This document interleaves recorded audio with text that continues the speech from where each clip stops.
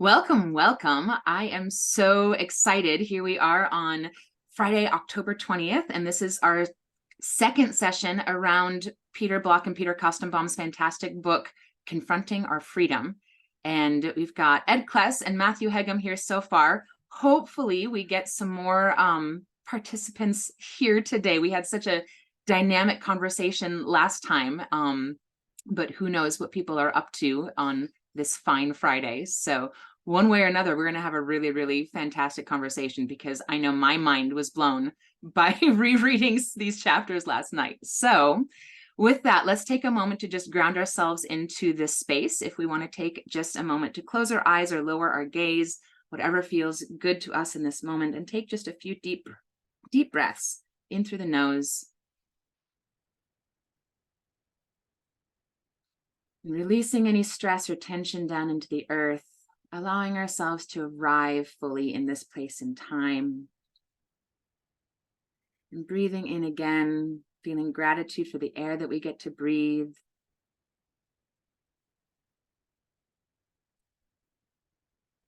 And really just feeling into that spark of life that is the consciousness inside of us. And the anxiety or uncertainty that is brought up by being aware that we're aware and creating all of this, and that we can be responsible, and that we have an ability to respond to all the stimulus around us with an infinite number of choices. And that is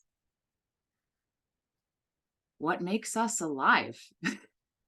So with that, let's go ahead and dive in. And yeah, Ed, do you want to kick us off? Well, as you were, thank you for the preamble there. And as you were saying, hopefully there will be more people to join us. I was channeling my inner Peter Block, and my response was, or not. Yeah. And this conversation is going to be exactly what it needs to be. And yeah, I'm hoping that anyone watching the replay is like, oh man, I wish I was there in person, the FOMO.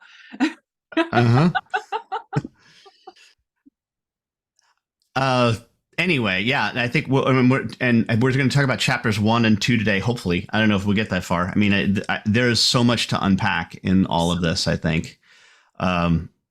And just to get started on something that I really resonated and actually made me laugh out loud as I was reading. It's his quote where he says, "Frederick Winslow Speedy Taylor," which I don't know if you caught that. And understanding who Frederick Winslow Taylor was is essential to the joke. He was the guy who started what is called scientific management, the practice of scientific management, and he went into an ironworks shop near Pittsburgh, Pennsylvania, and literally stood with stopwatches as he watched people perform their duties, and then supposedly made suggestions as to how they could become more efficient at doing what they were doing.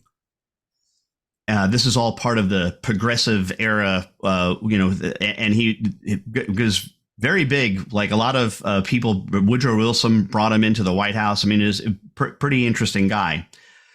Turns out, though, and this is documented in a book called the Management Myth by by Matthew Stewart, and he says that we have retraced the steps of Winslow Taylor and his methodologies, and found that he had a 40% fudge factor built into his methodologies. So, wow. In other words, he faked his data. 40% fudge factor, right? 40% fudge factor, and it was actually through the evolution of Winslow Taylor, and it is why at first lawyers, on the advice of an accountant, started billing by the hour. Wow! So that's the tie-in to this. So Frederick Winslow Speedy Taylor is the joke that Block writes in there for us to say that it was all about efficiency. It's all about efficiency. How can we be more efficient? And the cult of efficiency that continues to this day in business. Yeah. They're known as Lean Six Sigma Guru Ninja Turtle Black Belt people. And I believe they eke out every efficiency at the expense of effectiveness and even more efficaciousness. Yeah. And I love how you and Ron talk about the effing debate, and I have shared that idea with people. So that's what I want to share, is that this is the origins of that effing debate, is this notion that we must be efficient in all we do. But here's the thing, and I'll agree with this. I think we can be efficient with things, but we want to be effective with people. And once we start to think we need to be efficient with people, or that people need to be efficient in and of themselves, that's where we run into a tremendous problem. Because Pittman McGee, who's a philosopher, I think a Presbyterian minister and author of several business books, says the opposite of love is not hate, but efficiency. Yeah. Because imagine you were to describe your partnership in a romantic setting with, we have a very efficient relationship. Isn't that repulsive? Yeah. Well, and even within our businesses, if we have efficient relationships with our colleagues, there's no heart there, there's no compassion, and it's not going to be humane. Yeah. And we can be very efficient at doing the wrong things, which will send us moving even faster in the wrong direction. So that's right. When we get into the effectiveness and the efficaciousness, as you said, of how do we figure out first if we're doing the right things? Because efficiency right now has us extracting from our planet and exploiting our people in ways that are unsustainable. So how do we make our worlds more humane? How do we go about things from a values-based perspective where we can slow down and say, hey, how about we not sacrifice our deeply held personal beliefs on the altar of profit? Because that's what we seem to be taught to do to survive. Well, let me just push back on that a little bit. Profit is the result, not the purpose. And I think but it's a necessary condition. And Peter Drucker said this about profit. He said, profit is a necessary, profit is the price we pay for tomorrow. Right? If we're not making profit, our business goes out of business. Yep. Right. So, but it is result. It is not cause. Right. And I think a lot of people it's not really political, but on both sides, conflate those two things together. And they'll either believe that they exist just to create a profit, and that profit is their purpose, and that's where we see, I think. But also the other side accuses those of just being in it for the profit. So in other words, they accuse profit of being purpose. So it's both from an accusatory thing and from an excusatory thing for those who do bad things. Yeah. Right. So when we recognize that it's result, not purpose, we recognize, and this is from John Mackey, and maybe I said this last time, I forget, but he said that profit in a business is a lot like red blood cells in your body. They are a necessary condition for continued survival. If you don't produce red blood cells, you die. In fact, it's one of the definitions of death. But none of us wake up in the morning thinking, you know what's on my to-do list today? Red blood cell production. That's what I'm going to be focused on, the red blood cell production. No, it's all of the other things that we do with our lives is what enable us, the what we eat, what we drink, the exercise we get, or in my case, don't get, are the things that help us along there. And I think that's a great analogy. Right. That's a great analogy. But I wanted to and welcome, Gail. Yes, welcome, Gail. and just to retie this and maybe get Gail's opinion on this. But you said something as you were closing your meditation practice that we can address this our thought with an infinite number of possibilities, right? An infinite number of choices. And Koestenbaum writes this, and this is early on in the chapter 1. Free will is an enormous burden.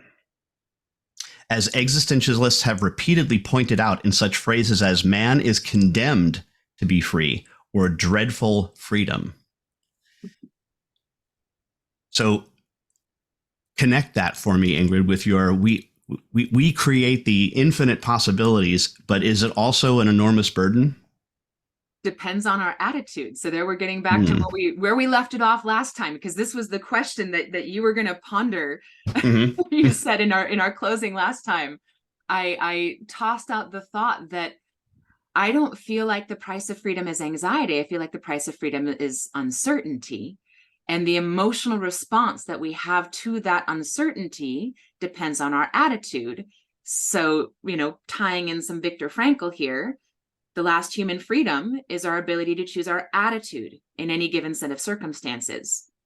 Recognizing that even our emotions are largely chemical and sometimes automatic responses.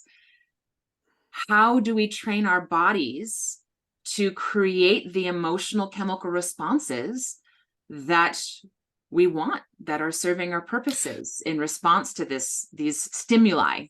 So that presupposes a belief that we can. My experience has shown Also, me that I can, for the most part. Okay. Go ahead, Gail. Also, there's the assumption that anxiety is bad, which we learn in today's right. It's not necessarily bad. Nope. I do believe that anxiety and creativity are inversely proportional to each other. That the more anxious one is, the less creative you become, and therefore the fewer choices one has. That's really interesting, because I was reading in the chapter, Block and Koestenbaum were saying that anxiety was essential to creativity.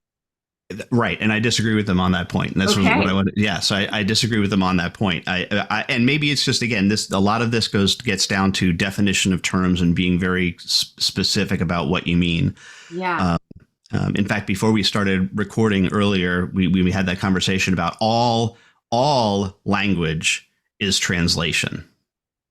Even the English that we are speaking right now, the four of us are translating it from what one of us is saying to what the other, how we are interpreting it. Yeah. And because we have to run it through a different set of neural pathways, it's going to mean something ever so slightly different, not the exact thing. We cannot reproduce digitally like electrons can. Yeah. I think so. That's a good thing. What? I think that's a good thing. Yeah. Yeah. That's a good thing, right? It would be boring otherwise. Just replicated copies of us. Ew. Clones of everyone. Ugh. It really comes down, it sounds like, to our definition of anxiety. And I like how they differentiate between existential anxiety and neurotic anxiety. I feel like that's important. Yes. And to a certain extent, I feel like, maybe that the existential anxiety that they're talking about is just the uncertainty that I guess I don't feel like we need to assign an emotional value to. I guess that's the tricky thing, is I feel like anxiety is an emotion.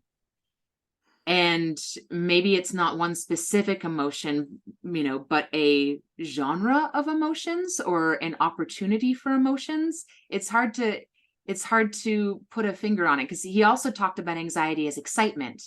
And that gets us back into that idea that that fear and excitement are the same thing. It's just how you interpret them, but they're the same chemical responses, just how we have, how we choose our attitude around them that either paralyzes us or spurs us forward.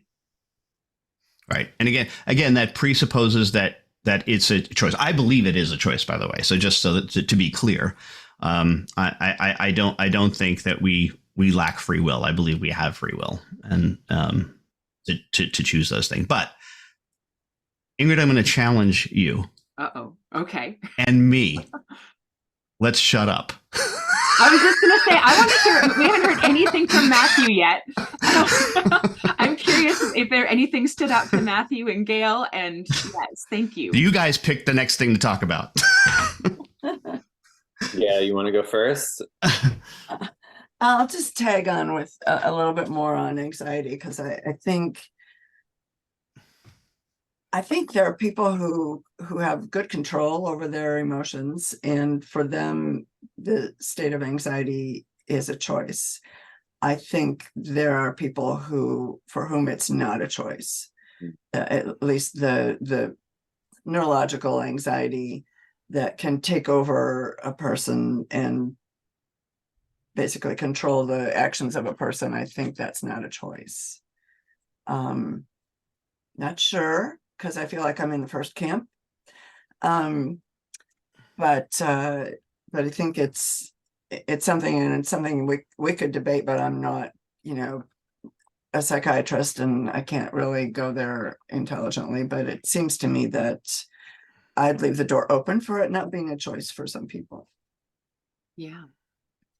Thank you, Gail, for bringing that important piece into this discussion. It's very important for us to acknowledge the neurodiversity and various capabilities of all of humanity. And speaking as someone who does regularly struggle with depression, I mean, even just a couple days ago, being, mid panic attack and having it be something that was going on in my body, and being like, oh my gosh, this is not where I want to be right now, and I feel like I have no control over it, and trying to figure out how to choose the most effective way to move forward amidst that experience, and looking at the inherent freedom of what I tried to turn into an opportunity. And yeah, it's freaking hard. And, comparison is the thief of joy. It's also the thief of validation. So people struggle with varying degrees of those kinds of experiences. And there's no, similar to how Ed was just saying, that we are all translating this language. There's no way for any of us to actually experience each other's experience. And the comparison of those experiences, as much as we try to empathize and relate, the comparison of the experiences is pointless and just goes to invalidate all of us. So I really appreciate you creating the space for acknowledging how challenging and what a burden freedom can be. Get back to that. Yeah. Yeah. Thank you for voicing that. Sure. Matthew, did you want to hop in? Sure, yeah. And Ed, I might return to my original inquiry with you before the recording started around your connection to the book and Okay. and the connection between Peter Block and Koestenbaum. And I'll explain why. Well, and I guess I'll say why. And the reason why is because one of my sort of core questions and mind you, I'm listening to the audiobook, and so I'm like, it's like a sound experience, and then I get to have my like, wait, what the heck did he just say? Yeah. Moments of like, okay, hold the train. But then, and actually I will say, P.S. for those who are watching the recording and thinking about getting this book, I would highly recommend getting the hard copy, because there is a lot that's packed in. It's like one sentence implies things, and you're like, wait, I got to read that sentence and digest it, right? Because I think for me, what's occurring is this, like, I'll hear things and I'll be like, well, I don't agree with what you just said. Like, what are you trying to say? Right. And then I'll think about it, be like, I mean, I could get it in some context, but what about this? And what about this? And then like, wait, where is this information coming from? Like, why are we adhering? Like, why are we, what is, that's the question. It's like, what are the underlying beliefs that are at the basis of this text, this body of work, right? Because when I hear things like about the efficiency piece, right, that we were talking about earlier, though that was our conversation, to be fair, but like in that context, it's like, yeah, like I had to like even jump over to Google and be like, okay, wait, what's the definition of efficiency? Like, let me just Google it so I can make sure that I'm like checking in with myself about the meaning of that word. And then I start thinking about this concept of humane workplaces, and I agree with you. But your sentiments, and particularly Ingrid, when you said that comment about how like efficiency creates inhumane spaces, we can't get to know people, we can't get to give space for that, and it's challenging because then I go back to like my time working in nonprofit spaces where you have the budget has allocated $10,000 for this. The labor hours of that are 500. That's or 5,000. That's been calculated at $50 an hour, which means you literally only have 10 hours to do this job, right? And so then it becomes an efficiency question of like, okay, who can produce that outcome within those hours? And by the way, are we calling any unnecessary meetings or exchanging on things that don't need to be done because we actually can't spend money beyond that? Now, it's so that there's sort of like a in practice dilemma, I think, with some of these things. And I get that is coming from like the old model or way of thinking, and there's a new way of thinking or a new possibility, and a lot of the stuff that Ingrid and I talk about just in the context of the accounting industry is like, how do we navigate a transformation from state A to state B when we're in the middle of that transition? And so there's things that it's like letting go of the past as you're making the new future. It's a messy, complex situation, I think. But then it comes to this piece about depression, and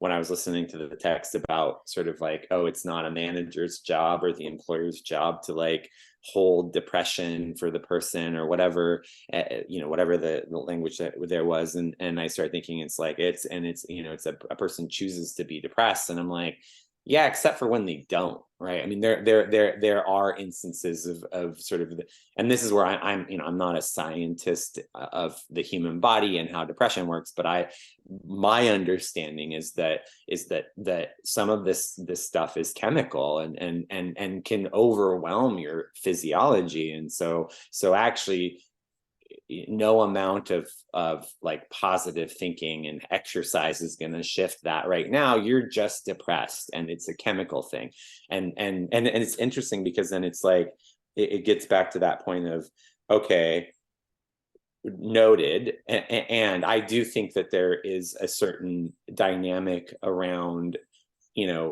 being inside of a company or an organization where yes, there needs to be limitations on what holding occurs of a person's wellness, right? I for example, I left a job recently because there was a person in the company that was asking its employees to hold too much of that person's personal wellness.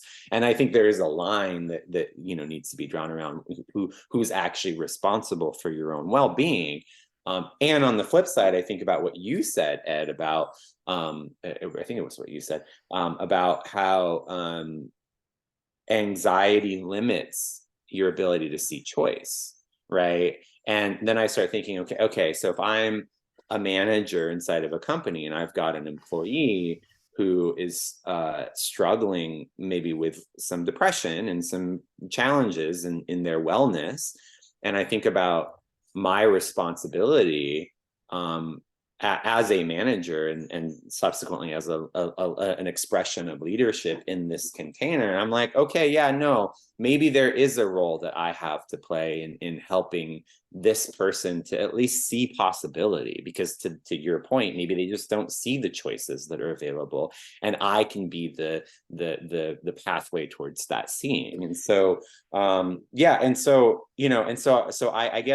these are the things that are bubbling up for me, and I think it becomes even more complicated when the socioeconomic factors come into play, right? Because if you're Black and poor, right, your reality in the context of employment and your relationship to choice is a very different circumstance than if you're rich and white, right? It's a completely different context. And so how do we navigate that and and where is, like, what does a truly humane workplace look like, and how can we create that in the context of all of these factors? So yeah, anyway, so that's just kind of where my brain is at right now. It's like I'm inspired and informed and also agitated by the book simultaneously. Good. That was a good time. Sounds about right. Sounds about right. And I think this is a very difficult question, because I do think that within a business context, there is only so much that we can do for people who have crossed a line into clinical depression. In fact, if we try to fix that, it's malpractice, really. At a certain point, we don't have the expertise to be able to do this. So I think our role is to create a space that is safe enough for them to be able to work through it if they can in a business context, at the same time being responsible for the other folks who they might damage if they let their situation get out of control and spiral out of control and impact other people in the room. It's an extraordinarily difficult question. I do a session on conflict resolution, and one of the things that I open with is, this assumes mostly rational human beings. Like and if we're getting to the point of irrationality, I can't. This is not helpful anymore. So. I really appreciate what you're just saying, Ed. And I think it comes back around to what we were discussing last time that Deborah Kilsheimer brought up, the place for compassion in our workplaces, and recognizing that we can have compassion for another person's experience without violating our own boundaries. And there, we get into some of the conversations around what Block was talking about in these chapters around boundaries and controls, and the difference between that and the uncertainty that is freedom. What we're talking about here is consent conversations. Consent ultimately being the root of our choices, of our free will, of what do I consent to and not consent to. And those are some of the things that were really coming up for me as I was reading some of Koestenbaum's stuff, particularly on page 56, as he talks about choice and the nature of helplessness. And what about situations where agreements are not honored or consent is outright violated? And a lot of people think about consent as being, only pertaining to our physical bodies. If someone is or is not allowed to touch us physically in one way or another. But really, consent is part of all of our decisions. And in order for us to make informed consensual decisions with ourselves of, this is something that I am willing to do under these circumstances, and this is something that I'm not willing to do under these circumstances. When our consent is violated by someone else not being honest with us or themselves, it makes it really, really hard to make informed choices, which just confounds all of what we're talking about here when it comes to confronting ourselves and others with our freedom. If people are dead set on giving their power away and they say one thing and do another, it makes it really hard to function on a team. And when someone is clinically depressed, as an example, figuring out, okay, how many chances do we offer with compassion? And then showing up to those conversations with patience and compassion of, hey, so here's what I'm noticing. You've said this many times. The follow-through hasn't happened, whether that's because that's not something that you're able to do right now, or for whatever reason, that's not your freedom, whatever the case may be. I'm finding myself in a position where I need to make a different choice because my freedom is now over there. And that's where those really hard conversations come in, of being able to hold space for ourselves and no longer give our power away. I think I have an example. I don't think I told this story last time. Does the story of Frank ring a bell? No. No. Okay. And let me caveat it. I don't think that this was crossed to the point where Frank had any kind of long-term clinical depression at all. But but I think, and it's a good example, Matthew, of something I learned from one of Peter's previous books too, which is Flawless Consulting, which is about dealing with resistance. And notice even the word that Block selects there is dealing with resistance, not overcoming resistance, but dealing with it.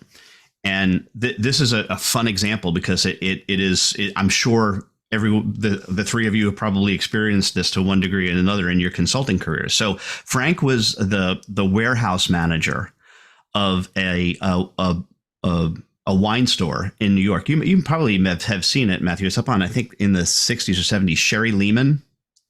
All right, it's up anyway. I was a downtown kid. You're a downtown guy. Okay, so yeah, it's up. This is, this caters to all the West Side. In fact, one of the most protected things in this company was their client list, because it was like all of the, and their addresses, yeah. Anyway, so he was the warehouse manager. The warehouse was in Brooklyn. The store is located in New York. And the only thing that Frank had, and he was the inventory manager and head of the warehouse guy.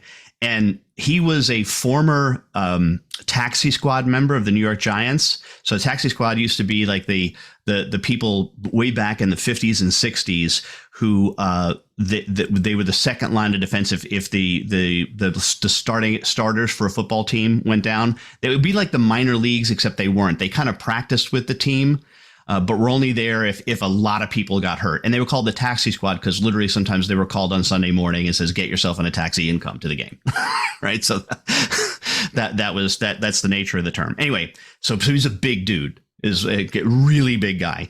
And his job from the system perspective was to enter inventory transfers. He had to transfer inventory from the warehouse, right, over to the store. I don't know, but inventory transfer is probably the easiest transaction in any system because it's 5 pieces of information. They are as follows: the item to be transferred, right? The date, which is usually today. Where am I transferring it from? Which was only one place, Brooklyn. Where am I transferring it to? Which was only one place, the store in Manhattan. And the last one was, how many am I transferring? 1 bottle, 1 case, whatever. Well, Frank asked me, how do you do these inventory transfers? And we did the training, and I sat him down and we entered the stuff. And Frank was the guy typically, he had his username and password on a Post-it note stuck. I'm like, Frank, your password is your daughter's last name. I'm pretty sure you can remember that. Okay. Anyway, so he kept calling me. This was like multiple times. Ed, how do you do an inventory transfer? How do you do it? How do you do it? How do you do it? And it was over the course of maybe a 4 or 5 day period when I was in there. And every time I had to get called over, Ed, how do you do these inventory transfers? And finally I said to him, Frank, I'm confused. I know you to be a smart person. Clearly, this is something you just don't want to do.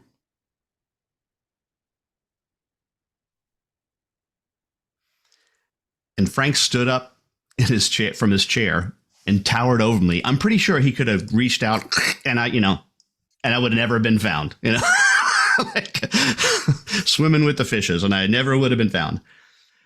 But he leaned over me, and then I saw it leave his body. I saw it. And then he slumped back in his chair, and he said, Ed, you're right. I thought I was going to be able to fucking retire before I had to use a computer system. Aww. And then I said, well, now I can start asking questions. I'm like, so Frank, how old are you? 58. When did you plan to retire? 65. I'm no math major, but that's 7 years from now. Do you think that they're not going to do this implementation just because you won't enter inventory transfers? Well, no. What do you want to do, Frank? was a pause, and he said, I'm ready. Could you show me one more time? And I showed him one more time. And then he started walking around the floor of the warehouse going, give me inventory to transfer. I am the master of inventory transfers.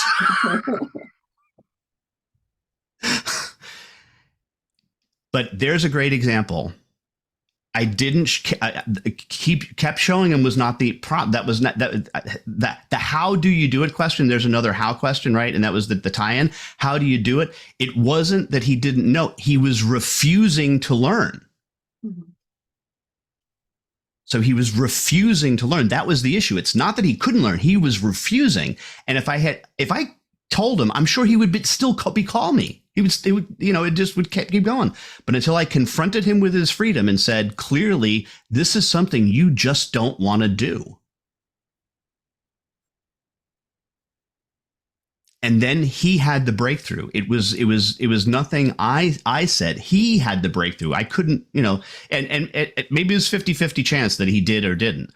But it was him having the breakthrough. But I confronted him with it, and I had to have the courage to confront him with it, rather than the lack of courage to just show him again. And I think that happens over and over and over again in our businesses, where we have somebody who is this repetitious wheel, and maybe it's not how do you do it, maybe it's a different question. And until we stop and confront them with, okay, I'm confused here. I'm seeing this and this, and it doesn't square. And don't ask them questions, just point it out. I think part of the key to confronting people with their freedom is making statements, not asking questions. And this is from a guy who loves new questions. So sometimes we have to get out of the question mode when we want for them to have a breakthrough, and make statements, make definitive statements, and then let those statements land and give them time to process. That's the story of Frank. Thank you. That's a good story. So I still want you to answer my previous question. Okay. You were not on the recording or here today or whatever. Yep. I asked you about, just to recap, why did you choose this book? Mm-hmm. How did this book cross your path? And then my inquiry then fell into a space of, okay, how did Block meet Koestenbaum? I'm curious about that connection. My understanding of that particular question, Matthew, is that Koestenbaum, who is still alive, by the way, and I think I mentioned this last time, 98 years old, was Block's mentor and guide as he became a professional consultant. And they did write a book together, which is sort of alluded to in this. I don't know if it says it outright, but the original book is called Freedom and Accountability at Work. He talks about it in the intro. Yeah. Yeah. And that's actually a Koestenbaum title that Peter Block wrote the intro to. So this is more Block and with Koestenbaum quotes. Does that make sense? And the why, Matthew, is the fact that I've been a student and mentee of Peter Block for years. Yeah. Okay. Thank you for adding that. Yep. Yeah. So then the other inquiry I had, and this is another one of those moments where I was like, I don't agree what you're saying, audiobook moments. I was listening to, they were kind of playing out this scenario of like, oh, if an employee comes to you and says, what do you think I should do with my career? And there's like this whole inquiry around like career development and skills development and stuff. And then if I listened correctly, the gist of it in recommendation was, well, what do you want to do with your career? And like putting it back in the hands of the employee, which I appreciate. Uh-huh. And I also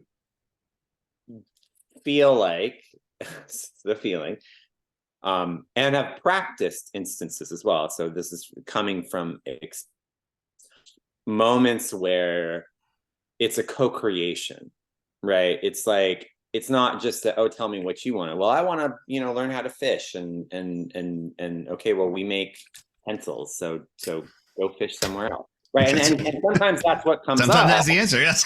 Well, sometimes that is the answer, but yeah. also also I want to learn how to fish, and I also need a job, and I'm not a professional fisher, so I'm not gonna. So great. So how do we co-create an opportunity here for you that maybe we're not going to have you fish, but what else do you like to do? What else inspires you? What else motivates you?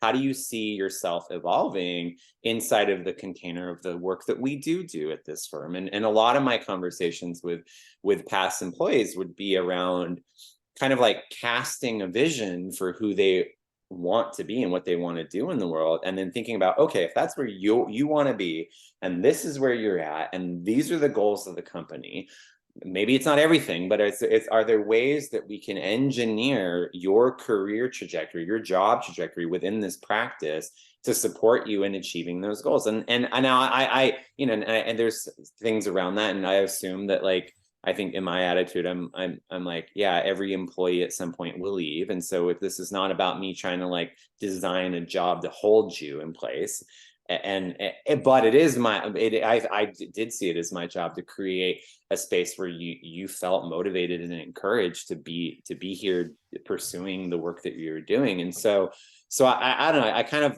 had a conflicted experience around that feedback, because I do feel like there is co-creation possibilities. Yeah. I'm smiling because your story reminded me of that great scene from Ghostbusters when they hire the guy and they go through, Annie Potts is interviewing him and goes through all these questions. Do you believe in the theory of Atlantis? All of these. And his response is, if there's a steady paycheck in it, I'll believe anything you want. Yeah. So in a lot of ways, we're sometimes asking that. Do you believe that accounting can save the world? If there's a steady paycheck in it, I'll believe anything you want. You know? But it is hard. I think, again, this stuff is so difficult because it goes, yes, we can of course help people who have potential, who see who have goals, but what do you do for the people who don't? Like, at what point do you say, well, if there's nothing you desire but just the steady paycheck, I don't know if this is the right place for you, because that's not how we think.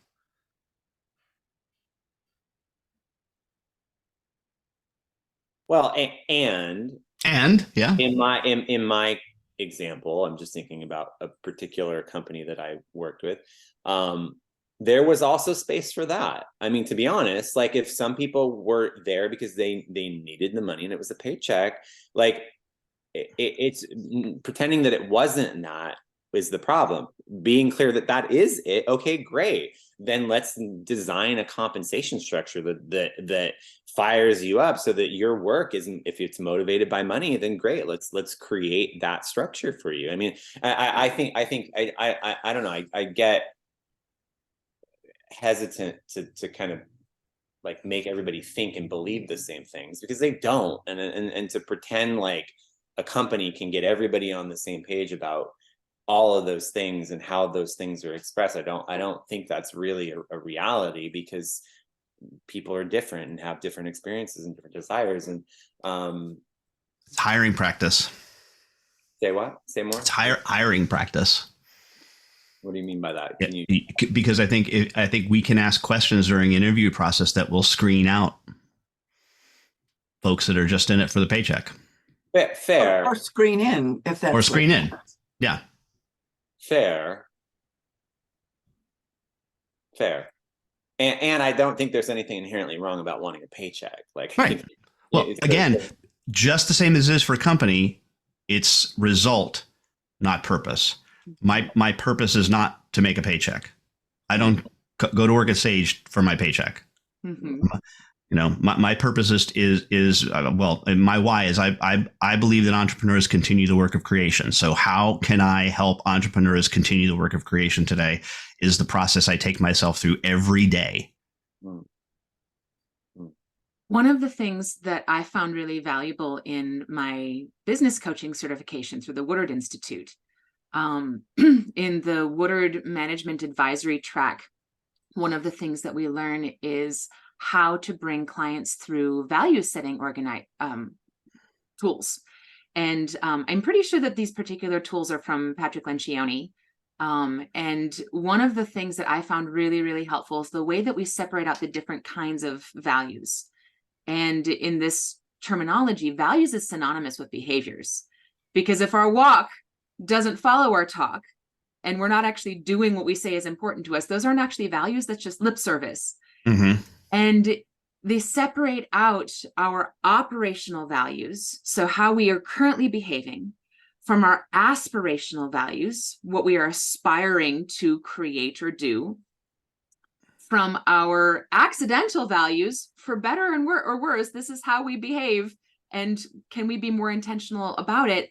But the one that I'm really thinking about here in the context of this conversation is what they call the permission to play values, which are our minimum standards. How low are we willing to set the bar to be a cultural fit for each other? And being able to have clarity around what are our minimum standards. If someone's just here for the paycheck, does that work within our company structure? And how do we establish the interview questions that will tell us? But if we don't know what the permission to play values are, because we've never asked ourselves that question before, it's going to be really, really hard to find people who are a cultural fit. And then all of those 4 different types of values distill down into the hopefully 3 to 5 kind of core values that end up being the grounding principles for the organization. And I found that way of kind of breaking it out, but particularly the permission to play values, really, really useful in having these conversations with people.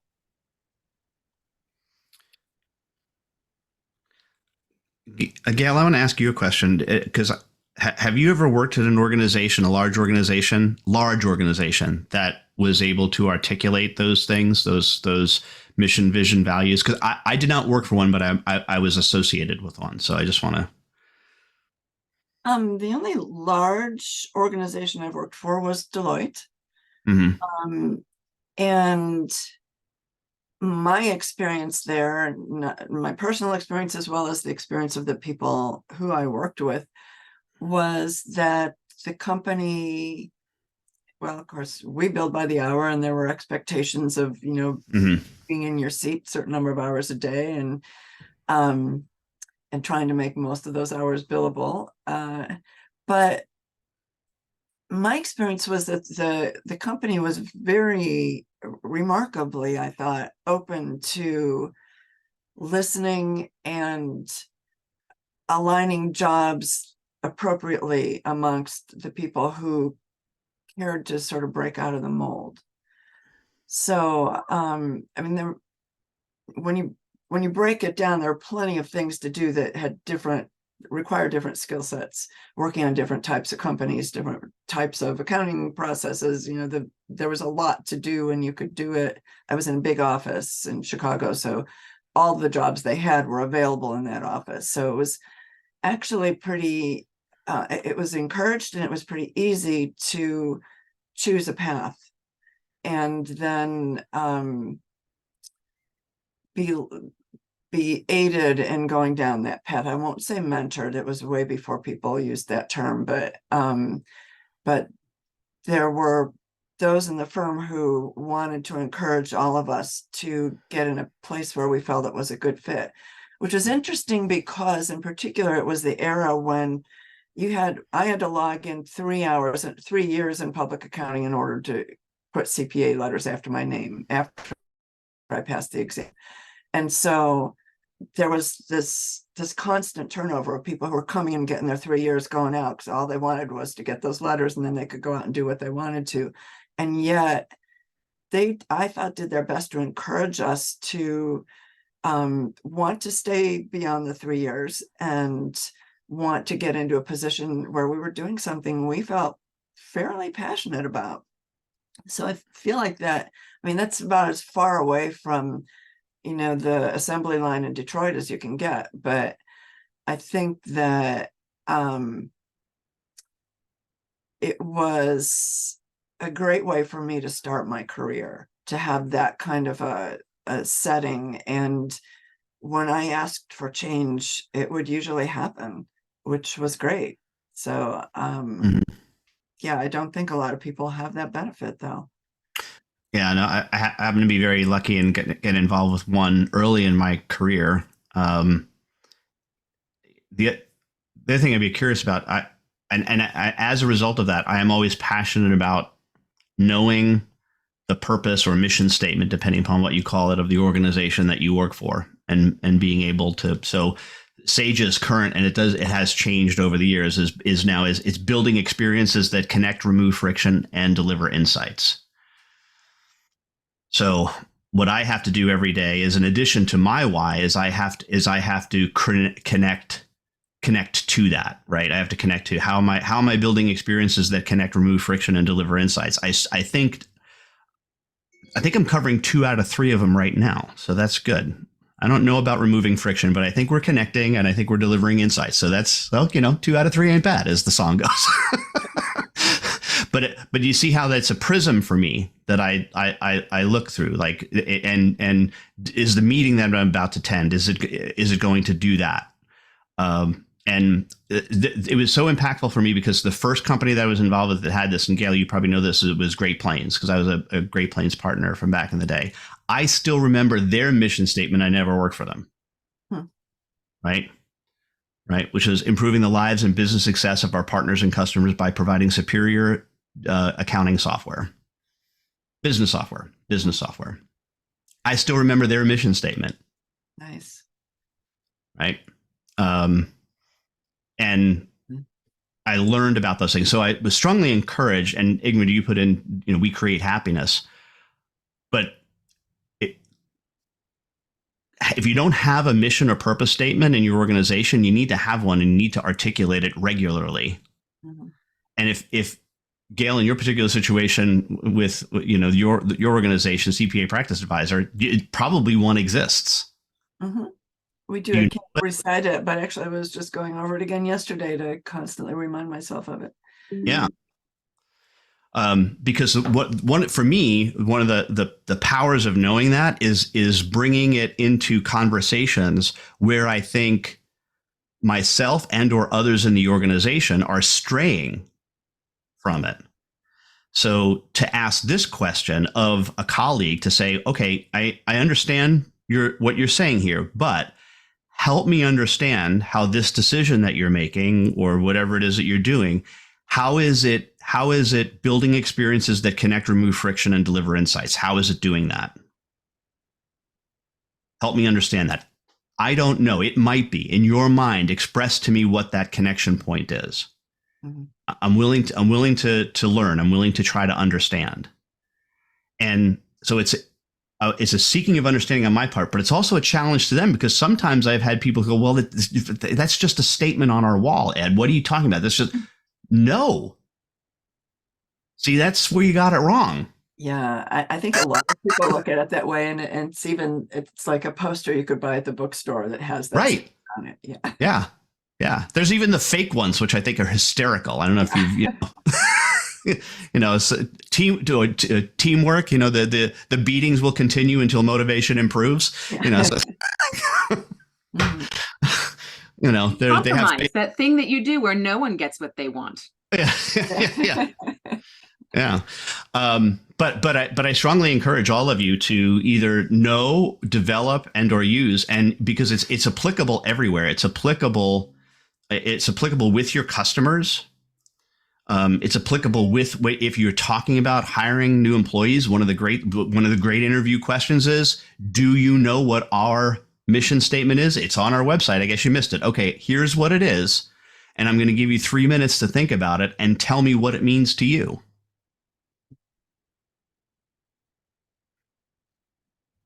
And if you get some semblance of something that makes sense, this might be a good candidate to continue talking to. Right? I love this track that we're on, and I'm kind of feeling a little inspired, going back to what we were saying earlier about language and large language models and these mission statements, and looking at a quote that I'd highlighted on page 79. He says, "We have a difficult time accepting that the existence of anxiety is proof that organizations are living systems. Mm-hmm. And so to a certain extent, if an organization is a living system, that mission statement or purpose statement, the way that we communicate our values, that is the identity of the organization.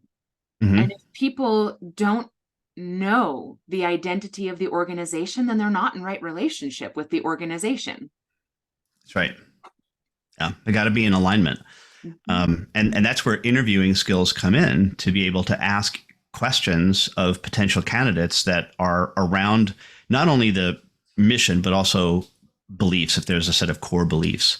And beliefs to me are more generic, honesty, integrity. There's going to be like a lot of words that no one's going to say, yep, we believe in dishonesty around here. Well, except if you're the mob, I suppose. But then interview questions like this: tell me about a time when you had to be honest in a difficult situation. That's a great interview question. Yeah. Right? Not what would you do if you were put into a situation where you had to be honest, because that is a hypothetical and you will get a hypothetical answer. But if I'm asking somebody to tell me a story about a previous time in their life when they had to do something, now I'm getting a story about them. And then I can see, is that story in alignment with our story, or is that story in enough alignment with our story to invite them in to play?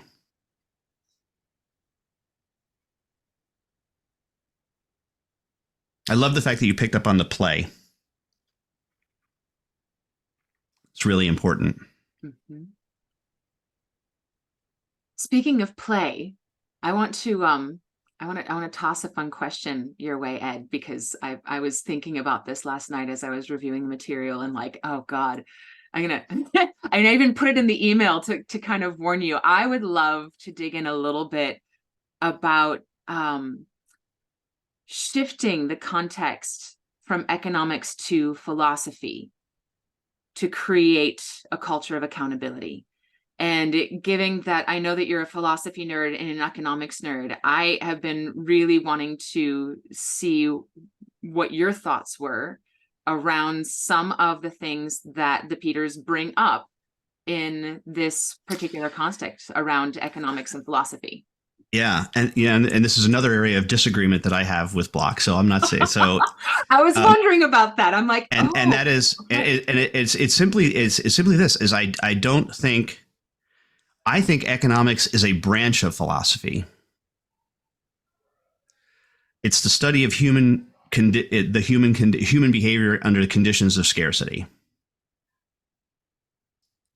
And in fact, the founder of modern economics, Adam Smith, right? But Adam Smith wrote a book before Wealth of Nations called A Theory of Moral Sentiments. It's the part 1. Wealth of Nations is part 2. And he wrote Wealth of Nations thinking you would have the context of Theory of Moral Sentiments. So to just extract the piece of Wealth of Nations, which is, I think, what the Peters do, which is interesting because they don't go back beyond to the theory of moral sentiments. In the theory, there's all the famous quotes from Adam Smith of Wealth of Nations. The invisible hand is as if an invisible hand. It is not through the benevolence of the butcher and the baker that we make our bread, that we get our bread, but from their own self-interest, not selfishness, but self-interest. Right? Those are the kind of the famous quotes. But in A Theory of Moral Sentiments, Adam Smith says this: as human beings, we want to be loved and thought of as lovely. So not only do we want to be loved, but we want to be thought of as lovely. And he's the one who first poses, and this is Adam Smith's philosophy. He says, man is one of the was only being we're aware of now, who can want about our wants. In other words, we can want to improve what our wants are. We can say, yes, I want this. I want this new computer. I really have a strong desire to buy this new computer. But I also want to be a better person and understand that that is going to have to come secondarily to making sure that I put bread on the table for my kids. So in other words, we can want about our wants. We can want to be better than who we are because we want to be thought of as lovely. And that's the context that I think the Peters miss, is that they're missing the fact that economics is, in my view, is an outgrowth of philosophy, of moral philosophy, not just philosophy, but of moral philosophy. So Peter talks about how we need both the economics and Yes. the philosophy. And it sounds from what you're saying that you see where they're already inextricably intertwined. Right. So to a certain extent, there's a unification already happening in what you're saying. So we can bring together the economics and the philosophy piece. I guess where my mind is going at this point is in alignment with what Peter was saying about like wage disparity and the way that class shows up in our hiring decisions in ineffective ways. We make these decisions about people based upon the mistake of their birth and economic status, where they went to school, all these things to determine whether or not they're suited for a particular position or role, when they could be a freaking genius. They just don't have it on their resume because they didn't go to Harvard. So there's all these layers and pieces of how do we discern who's going to be showing up in their freedom in this particular role. And I'm curious, in this weaving together, one of the pieces that Peter talks about on the bottom of page 70, he talks about 1600 England, the moment when public land could sustain all but privatized for profitability. A fenced-in sheep pasture, our materialistic, consumer-driven society is a baby step from that moment. And it sounds like what he's tossing in there is the major step forward of capitalist economics. And as there's a lot of shifting towards ideas of donut economics, what does it mean to create a well-being economy or a full circle economy? In weaving in these philosophical ideas, it's sounding to me almost like that's what Peter is kind of talking about, is how do we make it so that the private profit model, yes, profit, the bottom line, profit is the price we pay for tomorrow. And why is the CEO of the Aetna medical insurance company making $167,000 a day when their insurance is not actually providing for the well-being of their customers? Yeah. Like, there are backwards pieces there. How do we create an economy of well-being? We don't create economies. Economies emerge. That's another thing. And it's funny that you noted that, because I have a note on that quote that you just this began with the act of enclosure in 1600s England, the moment in public land, right? That I have where I underlined and wrote a note: read the theory of moral sentiments. So, because that's the thing, that's where I think that they miss. But to get back to this, look, I'm not going to say that there's not greed and avarice in the world. Of course there is. Of course there is. We get to talk about evil next time.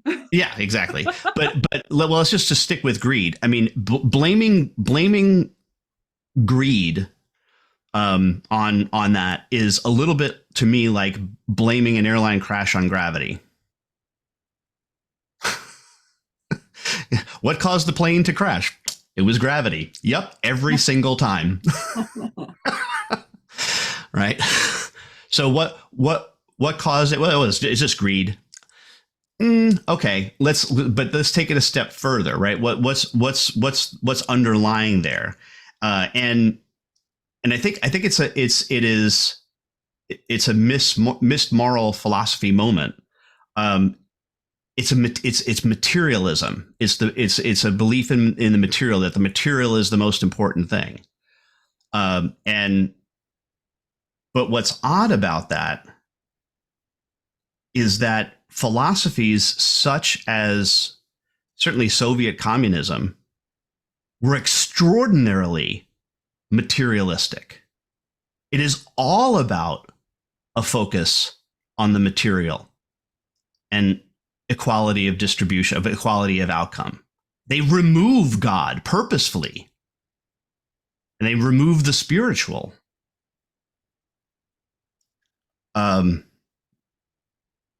Yeah. So it's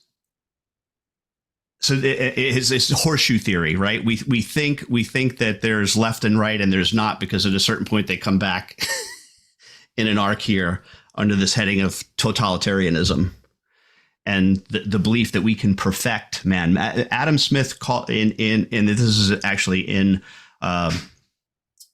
Wealth of Nations, but he calls them men of system. The men of system are those who think that they can move the pieces around the chessboard and create something new. And he's like, no, they can't, because the chess pieces are human beings, and we don't do what you want us to do all the time. We have agency, right? We have agency. And that can't be predicted. So there's a lot of great stuff going on here. And I think I diverted a little too far from your question. So remind me that I would love to. The CEO pay. That's where I was going with this. There's part of it that says that that's good. Hold on. I'm not saying that it's good that in society, there are only very few people who have the knowledge and expertise to be able to run companies at that level. Because if that's all we had, if we had everybody who had that capability, right, what we would be missing out is on people who can be firefighters and teachers.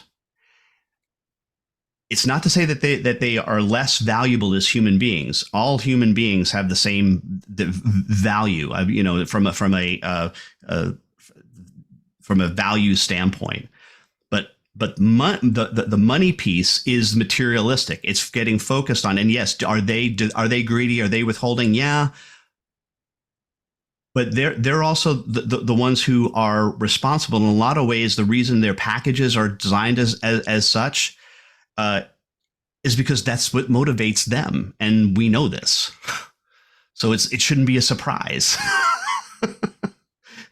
We seem surprised by it, but that's the people who have that level of skill. And there are differences, and it's funny. We even talk about black, white. Thomas Sowell has a new book out that I think subsequently read in between this, and it's called Social Justice Fallacies. And one of the things that he points out, which I think kind of rocked my world when I first read it, he says, if you have a family with 5 children, the oldest child is 5 times more likely to be a National Merit Scholar than the other 4 combined.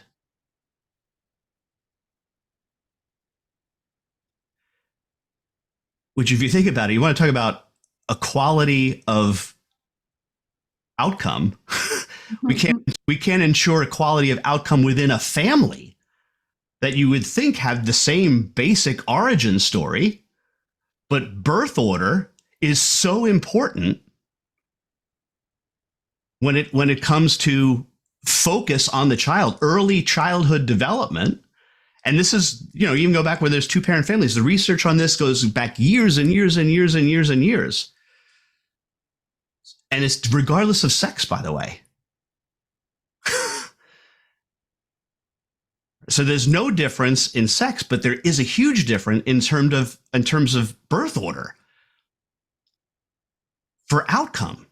Well, how do we ensure nowhere has there ever been equality of outcome ever.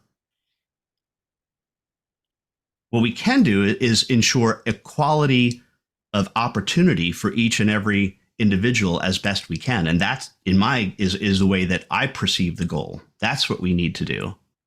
Now, that said, there's also ultimately, and we see this in what's happening in that there are systems that have evolved over time that have racial bad racial outcomes without them being explicitly designed to be racial in kind. I think the prison system in the United States is a great example of this. It wasn't designed to be racist, but it is inherently become racist. All of the actors can be acting without racism, but the system itself is the problem. So if that's what we mean by systemic racism, all right, I'm okay with that. And then what do we need to do to unwind that? Thank you for bringing that up. And just to pop it out there, actually, that's another conversation that we're having within the Accounting Alchemy Network. We're holding, we are just right now wrapping up our pilot of our JEDI program, which stands for Justice, Equity, Diversity, and Inclusion, and working on having those important conversations. So if that's something that anyone watching this is interested in, please reach out to us and let us know if you'd like to be involved in those conversations, because we're trying to normalize those discussions in our society and make it so that they can happen in healthier, more effective ways, and make it so that these conversations aren't a compliance box to check, that DEI work is not the, oh, I went to the meeting and, did the thing. How about we actually shift the culture to make it more inclusive and to make it so that everyone can feel belonging? And I love how much Peter talks about the importance of belonging in this work and giving people the opportunity to feel belonging. And what does that look like? So, yeah. I also want to, in the 10 minutes we have left, come back to what you were saying just a little bit ago, Ed, on, you said you don't believe that economies are created, you believe they emerge. That's something that you said to me at Scaling New Heights also, and we didn't have the chance to really dig into it there either. And I don't know if we're going to get to really dig into it now in the 10 minutes that we have left, but I would love for you to say a little bit more about that. Yeah, it's called emergent order, and I think just like we see evolution, and we emerge out of evolution. Companies, and you said this earlier, right? If a company is an organism, the companies emerge out, or markets first emerge, and then companies emerge out of markets. Right. So there wasn't a design on trade, on the free exchange of goods and services. It emerged from the bottom up. So therefore, it's not something that is created from the top down, and any attempt to do so is doomed to failure. I want to push back on that just a little bit, because there's a little bit of the people who say that it can't be done need to get out of the way of the people who are doing it. There's an idea that we learn about in the courses that we're taking with the Pachamama Alliance around what they call evolutionary activism. And I love how you brought together those ideas of economics and evolution being things that are emerging, and therefore, they're natural systems. We don't have control over them. That it's not necessarily about control. However, recognizing that we do have an ability to influence outcomes. And where here we are, reaching this amazing state of human consciousness, it's almost like here we are on this planet where we've been unintentional and unconscious about a lot of the things that have happened so far. And now we're seeing where maybe some of the things that are going on as far as, the impact on our planet, the impact on marginalized peoples, the disparity of wealth in the northern hemisphere versus the global south, and how different areas of our planet are extracted from in different ways, and we can work to make different choices. And while yes, it has emerged up to this point that we didn't necessarily consciously choose to be where we are now, and there's no point in blaming, that's like you said, it's like blaming gravity for the plane crash. The recognition that we are more powerful than we give ourselves credit for, and that the choices that we make in our world can have great influence, that maybe we can have a positive influence on the way that our economies, our evolution, if we acknowledge our power of choice, the level of freedom that we truly have, that we are creating all of this, then we take on the responsibility for fixing it. And what does it look like to create an economy that is of well-being? Again, I don't think we can create economy of well-being. I believe that we as individuals can strive for more well-being. And if we do that as individuals, that will ultimately change what emerges. But the only place to start is with ourselves. Yes. Right. There cannot be an imposition of the top down from anything. Agreed. So it's got to emerge from us individually, again, because we are we have free agency. We make different choices. Another thing that Soul points out in the book, and this is an intentionally harsh example, but he says, okay, imagine someone could wave a magic wand and we would confiscate all wealth and redistribute it equally to everyone in the world over the course of a year. So we create equity across the board from an income perspective, from a wealth perspective. He said it would be the single biggest shift. In other words, income would be the most unequal for that year it's ever been. Right? Because if you're confiscating from others and giving to others, it would be to get it to that even point. So therefore, the reason why he gives that, he goes, what are you striving for? Because otherwise it's a division at it. If you look for equality of outcome across, you cannot be in favor of equality of opportunity. They are mutually exclusive. You can only pick one or the other. Yeah.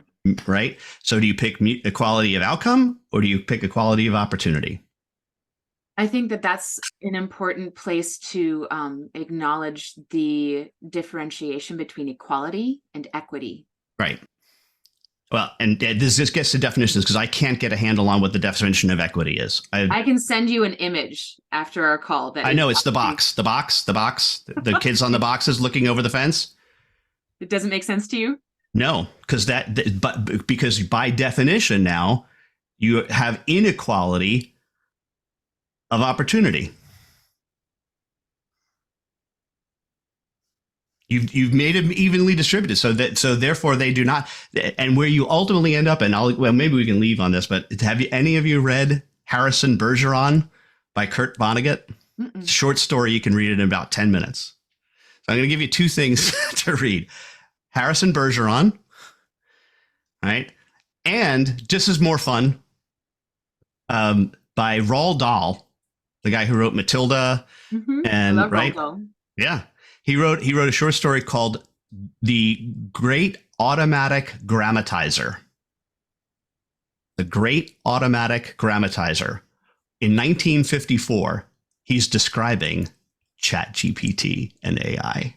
I love Roald Dahl. Roald Dahl is foundational to me. So thank you. It's going to rock your world. When you read The Great Automatic Grammatizer, you're like, holy cow, this guy saw it. Yeah. So I want to acknowledge once again, you and I have been talking back and forth for a little bit, and we've got just a few minutes left. I would love for Gail and Matthew to kind of wrap us up, and would love to hear your closing thoughts. All right, I'll start. The thing that struck me most about what we read for today, and by just as a side note, I really like the way you're breaking this up instead of having a book club where read the whole book by Friday and we could do like one of these 4-hour conversations on like a paragraph. I know, exactly. And as Matthew was saying, every time I read one part, it's like I have to read that over a couple of times and contemplate what he's trying to say. But the thing that really strikes me is that when I read this material, I find myself looking at it two ways, both as, a lot of it is workplace oriented. So both as an employee and an employer. And I like the way he comes at this material and his concepts, looking at it from both of those positions, because the freedom, when you read it at first, it sounds like he's talking about the freedoms of the employees to, be your own person, do what you want, get the job you want, behave the way you want, get it done at your own pace, whatever the pieces are. But then if you come back and think about it from the perspective of the employer, the freedom is also there to not only maybe encourage and be a mentor and help your employees see their own freedom, but also to have the employer's own freedom to construct the type of business he or she wants and get the type of employees that are appropriate to that business and have the job done in a way that the employer wants it done, which may conflict with the way the employees feel, but there's that freedom too. I just think it's fascinating to think about it from both those perspectives. Yeah.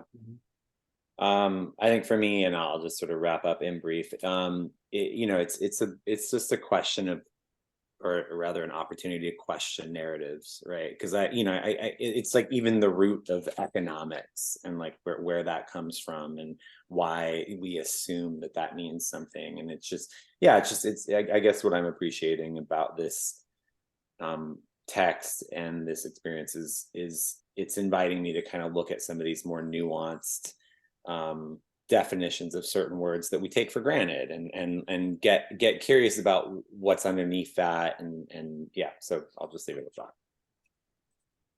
Fantastic. Can I just leave with this quote? Because I think this is a good summary. He says, if we continue to have to hold people accountable, then we continue to focus on compliance and miss the value of accountability that is chosen. Yeah. I think that's a good summary of our conversation today. Yeah. I want to thank each of you for joining this lively discussion. And thanks to anybody who's watching the replay. And I'm really, really excited for our next session in 2 weeks, where we get to wrap up this book with all kinds of juicy conversations around evil and power dynamics and like death. Oh, bring it. There you go. Oh, it's going to be so much fun. Love it, love it, love it. I'm stoked. All right. We'll see you in a couple weeks. Thanks, you guys. Okay. Bye. Bye.